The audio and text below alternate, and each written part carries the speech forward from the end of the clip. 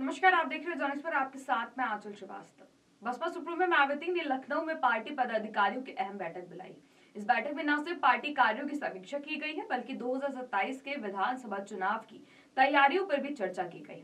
बैठक में शामिल रहे सभी जिला प्रभारियों और विधानसभा प्रभारियों। मायावती ने बैठक के दौरान स्पष्ट संदेश दिया है कि पार्टी 2027 विधानसभा चुनाव में मजबूत वापसी के लिए अभी से रणनीति बनाए और तैयारियां शुरू करे। बैठक के एजेंडे में एसआईआर और पार्टी के संगठनात्मक कार्यों को लेकर भी चर्चा हुई है। मायावती ने पार्टी कार्यकर्ताओं को बताया है कि किस तरह संगठनात्मक गतिविधियों को पूरी गंभीरता से अंजाम देना है।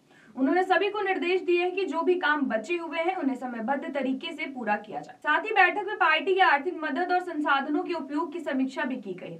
ये सुनिश्चित किया गया है कि हर कदम पारदर्शी और प्रभावी हो, जिससे पार्टी कार्यकर्ताओं को काम करने में किसी तरीके की बाधा न आए।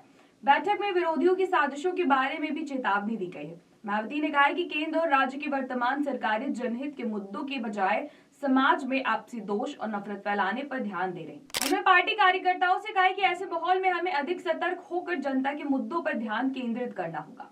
बैठक में विशेष रूप से ये भी चर्चा हुई है कि गरीब, ओबीसी, एससी, एसटी, अल्पसंख्यक समाज के साथ साथ किसानों, मजदूरों, कर्मचारियों और व्यापारियों की वर्तमान स्थिति बेहद दयनीय रही है। पार्टी को इन वर्गों के हक और हित के लिए लगातार आवाज उठाने की जरूरत है। मायावती ने कहा है कि सत्ता और विपक्ष संसद में जनहित के मुद्दों पर ध्यान नहीं दे रहे। वर्तमान में दोनों पक्ष एक दूसरे को नीचा दिखाने और राजनीति चमकाने में लगे हुए हैं। उन्होंने कहा कि ये स्थिति देश और समाज के लिए अति दुर्भाग्यपूर्ण है। सांसदों को संविधान के मान, सम्मान और गरिमा का ध्यान रखते हुए कानूनों और नियमों के अनुसार कार्य करना चाहिए। इसके अलावा बैठक में टैरिफ और अन्य जनहित से जुड़े मुद्दों पर भी चर्चा हुई है। मायावती ने कहा कि ऐसे मुद्दों पर स्थिति स्पष्ट होनी चाहिए थी, लेकिन आपसी विवाद और राजनीतिक ड्रामे के कारण ये मुद्दे दरकिनार हो गए। उन्होंने पार्टी कार्यकर्ताओं से कहा है कि भविष्य में जनता के हित के मुद्दों को प्राथमिकता देना अनिवार्य है। हालांकि बसपा 2022 के विधानसभा चुनाव में केवल एक सीट ही जीत पाई थी, लेकिन अब पार्टी पूरी तरीके से 2027 में वापसी के लिए रणनीति तैयार कर रही है।